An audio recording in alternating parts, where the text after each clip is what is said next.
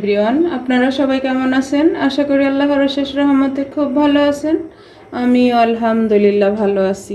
তো আজকের রেসিপি বাঁধাকপি বা পাতাকপির পাকোড়া। তো এই পাকোড়া বানানোর জন্য প্রথমে আমি এখানে একটা পাতাকপি বা বাঁধাকপির 1/4 ভাগ এই যেভাবে একেবারে চিকন করে কুচি করে ধুয়ে পরিষ্কার করে রেডি করে রাখছি।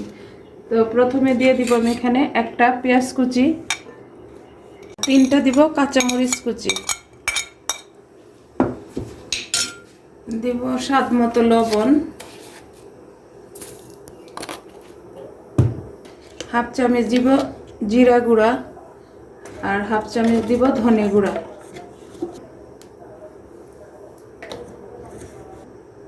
আর 1 পিঞ্চ দিব হলুদ, 1 পিঞ্চ দিয়ে দিলাম। এখন দিব 1 চামচ চিলি ফ্লেক্স। এই চিলি ফ্লেক্সটা দিতে চেষ্টা করবেন, তাহলে এটার টেস্টটা অনেক ভালো আসে। তো আজকের এই বাঁধাকপি বা পাতাকপির পাকোড়া যদি আপনাদের কাছে একটু ভালো লাগে, তাহলে আমার চ্যানেলটাকে সাবস্ক্রাইব করবেন, লাইক করবেন, শেয়ার করবেন এবং কমেন্টস করবেন।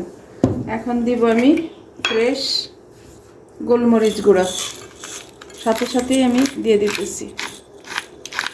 এখন প্রথমে সব কিছু একসাথে মিক্স করে নিব। এই যে দেখেন, মাখানোর পরে একেবারে অল্প হয়ে গেছে। প্রথমে এইভাবে মাখায় নিলে সবজিটা একেবারে কম হয়ে যায়। তো প্লিজ এই রমজান ইফতারে স্বাস্থ্যকর এই রেসিপিটা রাখতে পারেন। বাসায় ছোট বড় সবার জন্য অনেক টেস্টি একটা খাবার হবে। এখন দিব আমি হাফ কাপ বেসন, আর একটু ক্রিস্পি ভাবানোর জন্য দিব হাফ কাপ চালের গুঁড়া দিয়ে এখন আবারও মিশাবো। আর পানিটা প্রথমেই দিব না, যদি লাগে তাহলে দিব আর কি। এই পর্যায়ে দিব আমি একটা ডিম। ডিমটা বাইন্ডিংয়ের কাজও করবে, আবার ডিমটা দেওয়াতে একটু টেস্টও ভালো আসবে। তো ডিমটা দিলে ভালো হয় আর কি। এই যে দিয়ে এখন ভালোভাবে মেখে নিব। আর যারা ফেসবুক পেজ থেকে দেখতেছেন, তারা পেজটাকে লাইক শেয়ার কমেন্টস করে দিবেন প্লিজ, আমার পাশেই থাকবেন। এই যে ডিমটা দেওয়াতে আমার কিন্তু আর পানি লাগলো না, আমি 1 ফোঁটা পানিও ব্যবহার করি নাই। ডিমটাতেই কিন্তু বাইন্ডিংয়ের কাজটা হয়ে গেল। দেখেন, মাশাল্লাহ মাশাল্লাহ। এখন আমি এই বাঁধাকপির পাকোড়াগুলো বানানো শুরু করব। পাকোড়াটা বানানোর জন্য আমি এখানে একটা ফ্রাই প্যানে তেল বসাই দিছি। তেলটা অলরেডি গরম হয়ে গেছে। এখন আমি পাকোড়াগুলো ভেজে নিব, একেবারে মুচমুচে করে ভাজবো। এই পাকোড়াটা ইফতারে বুট মুড়ির সাথে অনেক ভালো লাগে। আপনাদের যেদিন এই পাকোড়াটা থাকবে, সেদিন আর পেঁয়াজু বানাতে হবে না, পেঁয়াজুর কাজটা এটাতেই সেরে যাবে। বিসমিল্লাহির রহমানির রহিম। দেখেন মাশাল্লাহ। আর চুলার আঁচটা কিন্তু আমি মিডিয়াম টু লোয়ের মাঝামাঝি রাখছি। মিডিয়াম টু লোয়ের মাঝামাঝি রেখে এই পাকোড়াগুলো ভাজবো। দেখেন মাশাল্লাহ, কত সুন্দর একটা কালারও চলে আসছে। এখন আমি উল্টায় দিব। দেখেন, পাকোড়াগুলা যেমনি স্বাস্থ্যকর তেমনি খাইতেও টেস্টি হয়। এই যে এখন শুধু আমি উল্টে পাল্টে ভেজে নিব। মাশাল্লাহ, কালারটা কত সুন্দর আসছে। অলমোস্ট হয়ে গেছে, আমি আরেকটু রাখবো, রেখেই নামাই নিব।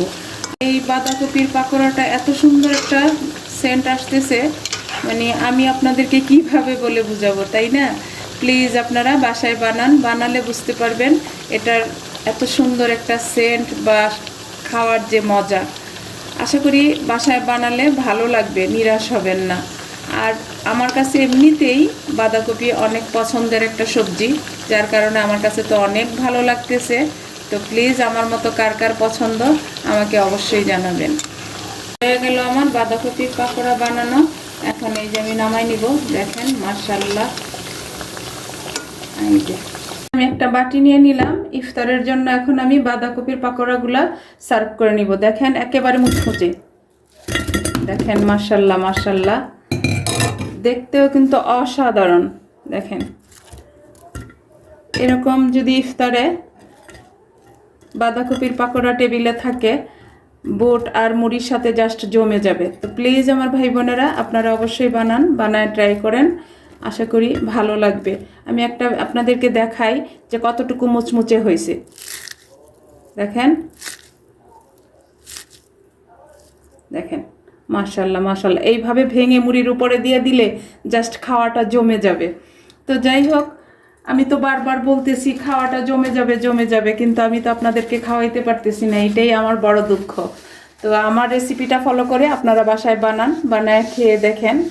তো খাওয়ার পর যখন আমাকে কমেন্টসে জানাবেন, তখন কিন্তু আমার অনেক ভালো লাগবে যে আমার ভাই বোনেরা আমার রেসিপিটা ফলো করে বানায়া খাইছে বা ট্রাই করছে। তো যাই হোক, আজকে একেবারে অল্প সময় অল্প উপকরণের মধ্যে আজকে আমি বাঁধাকপির পাকোড়াটা আপনাদের সাথে শেয়ার করলাম। আমার আজকে রেসিপিটা বানানো শেষ হয়ে গেল। আমি আপনাদের কাছ থেকে বিদায় নিব, আবার নতুন কোনো রেসিপি নিয়ে আসব। আল্লাহ হাফিজ।